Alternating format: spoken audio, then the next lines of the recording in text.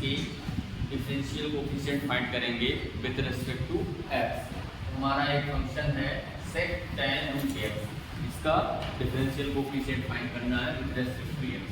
ध्यान दीजिएगा दोस्तों, यहाँ पर क्या है, फंक्शन के अंदर फंक्शन है, तो सबसे पहले हम आउटर फंक्शन के रिस्पेक्ट में करेंगे, फिर उसके बाद उसके इनर, फिर उसके बाद उसके इनर, और ये तब तक करते जाएंगे जब तक अंतिम फंक्शन का डिफरेंशिएशन ना करें। तो सबसे पहले हम लोग सेक के रिस्पेक्ट में डिफरेंशिएट करेंगे। तो आपको पता होना चाहिए सेक का डिफरेंशिएशन क्या होता है। सेक एक्स का differentiation sec x tan x होता है। वो वाला फार्मूला यहाँ होगा, ये हो जाएगा हमारा सेक tan x into tan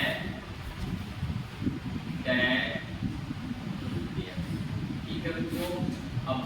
अब सेक के रिस्पेक्ट में हो गया हमारा डिफरेंशिएशन। अब इसके डोमेन जो tan x है हम इसको डिफरेंशिएट करेंगे tan x। ये हमारा हो गया सेक tan x into tan x। अब tan के रिस्पेक्ट में अगर हम डिफरेंशिएट करते हैं तो tan x का sec स्क्वायर x होता है बाय फॉर्मूला। तो यहाँ पर क्या हो जाएगा, ये हो जाएगा हमारा sec स्क्वायर रूट x। फिर इसके बाद tan का जो डोमेन है यानी रूट x, उसको अगेन हम डिफरेंशिएट करेंगे with respect to x।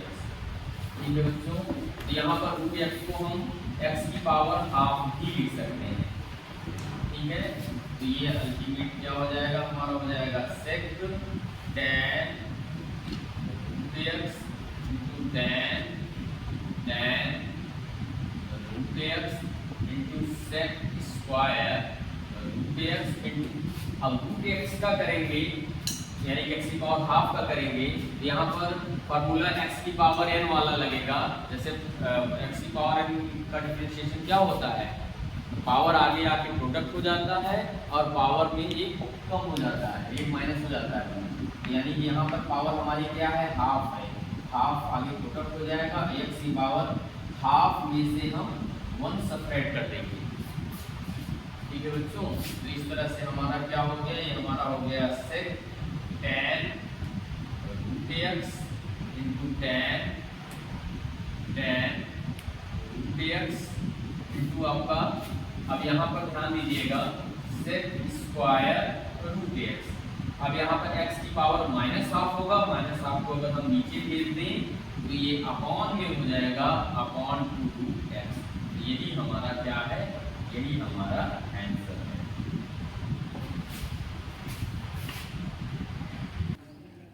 Students, हम लोग एक अनदर क्वेश्चन को यहाँ पर दिया गया हमारा फंक्शन है fx that is equal to x into e की पावर माइनस ब्रैकेट से 1 upon mod x plus 1 upon x। ये कब होगा, जब x is not equal to 0 है, और fx बराबर 0 कब है, जब x इक्वल टू 0 है। हमको प्रूव करना है कि यहाँ पे हमारा फंक्शन दिया है, then prove that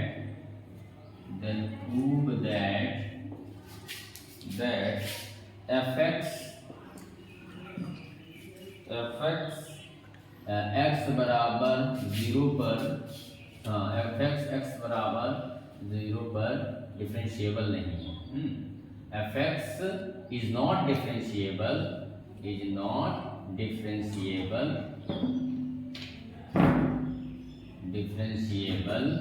at x is equal to 0।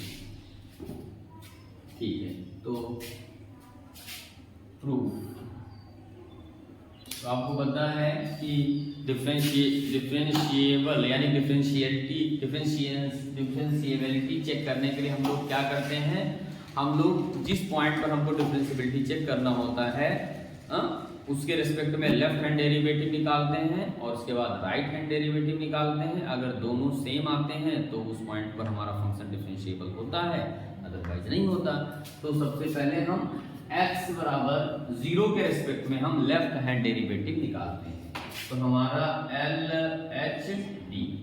LHD क्या होगा, limit x is tends to 0 minus, तो यहाँ पे क्या हो जाएगा f 0 minus h minus f0 upon minus h. अब बच्चों यहाँ पे that is equal to limit x tends to 0 minus function में हमारा क्या आएगा, देखो x इक्वल टू 0 माइनस का मतलब होता है x is not equal to 0 वाला कॉन्सेप्ट यहाँ फर्स्ट वाले के लिए हम यूज करेंगे। यहाँ पर हमारा हो जाएगा x के प्लेस पर हम लिखेंगे क्या, 0 माइनस h और e की पावर और फिर हमारा क्या आएगा माइनस और फिर यहाँ पे 1 अपॉन माइनस 0 माइनस h। ये आपको पता है कि जब हमारा डोमेन नेगेटिव होता है तो बॉन्ड के लिए हम हमेशा क्या लेते हैं, माइनस साइन लेते हैं और प्लस यहाँ भी हो जाएगा 0 माइनस h, ठीक है। और माइनस f0 की वैल्यू हमारी क्या है, x बराबर 0 पर फंक्शन की वैल्यू क्या आ रही है, 0 आ रही है और अपॉन में हमारा क्या आएगा, माइनस h आएगा। That is equal to limit h tends to 0 minus h, यहाँ पर माइनस h e की पावर। अब यहाँ पे हमारा क्या हो जाएगा, माइनस माइनस प्लस हो जाएगा, यहाँ माइनस 1 अपॉन h और माइनस प्लस माइनस का प्रोडक्ट क्या हो जाएगा, माइनस 1 अपॉन h हो जाएगा और माइनस 0 और माइनस 0 का मतलब ठीक, और यहाँ h हो जाएगा। अब 1 अपॉन h और प्लस 1 अपॉन h और माइनस 1 अपॉन h क्या हो जाएगा, कैंसिल हो जाएगा। यानी कि ये हमारा क्या आ जाएगा, that is equal to limit h tends to 0 minus h upon minus h into e की power minus 0 upon minus h। जैसा कि आपको पता है माइनस 0 का कोई इंपॉर्टेंस नहीं है, यानी e की पावर 0 माना जाएगा और e की पावर 0 की वैल्यू 1 मानी जाएगी। तो इस तरह से और माइनस h से माइनस h कैंसिल हो जाएगा, इस तरह से इसकी वैल्यू क्या आ जाएगी, प्लस 1 आ जाएगी। इस तरह से एल एच ई की वैल्यू हमारी क्या आ गई बच्चों, प्लस 1 आ गई। और इसी तरह से हम लोग अब आर एच टी निकालते हैं, आर एच टी में हम लोग लेते हैं limit x tends to 0 plus, यानी कि 0 के राइट साइड पॉइंट्स पर डिफरेंशियल कोएफिशिएंट फाइंड करते हैं। यहाँ हो जाएगा f0 plus h minus f0 upon h, that is equal to limit x tends to 0 plus function के रूप में यहाँ फिर से वही x के प्लेस पर हम क्या लिखेंगे, 0 प्लस h और e की पावर माइनस, आपको पता है पॉजिटिव अगर हमारा डोमेन है तो फिर हम पॉजिटिव फिर हम नेगेटिव साइन नहीं लेते, हम पॉजिटिव साइन के साथ ही रखते हैं। तो यहाँ पर हमारा क्या हो जाएगा, 1 अपॉन 0 प्लस h और प्लस 1 अपॉन 0 प्लस h और ये माइनस f0 की वैल्यू क्या होगी, 0 अपॉन क्या हो जाएगा, h हो जाएगा। दैट इज इक्वल टू क्या हो जाएगा, लिमिट h टेंड्स टू 0 और यहाँ पे हो जाएगा हमारा h इंटू e की power 1 upon h 1 upon h 2 upon h, यानी e की पावर माइनस 2 अपॉन h हो जाएगा। और अपॉन में हमारा क्या आ गया, h आ गया, ठीक है।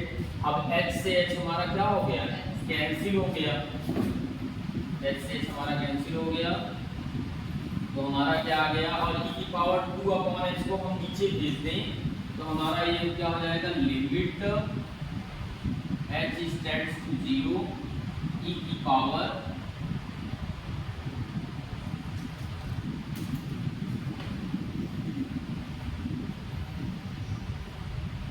यहाँ पे अगर तो यहाँ पे एक ध्यान देना कि अगर हम h की वैल्यू यहाँ कैंसिल हो गया, h की वैल्यू 0 रखते हैं तो यहाँ e की पावर क्या हो जाएगा, e की पावर हमारा आ जाएगा माइनस इंफिनिटी,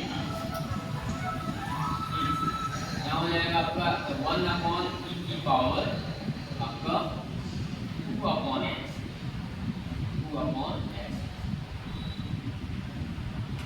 ठीक है दोस्तों। अब इसको हम सिंप्लीफाई अगर करें तो क्या होगा कि e की पावर यहाँ पे अगर x की वैल्यू 0 है तो e की पावर हमारा क्या होगा, इनफाइनाइट होगा। और e की पावर इनफाइनाइट का मतलब इसकी वैल्यू क्या आ जाएगी, इसकी वैल्यू हमारी e की पावर अगर इनफाइनाइट है तो ये पूरी वैल्यू आपकी इनफाइनाइट होगी, तो 1 अपॉन इनफाइनाइट हो जाएगा। ये हमारा वैल्यू क्या आ जाएगा, ये आ जाएगा 1 अपॉन इनफाइनाइट, 1 अपॉन इनफाइनाइट आ जाएगा।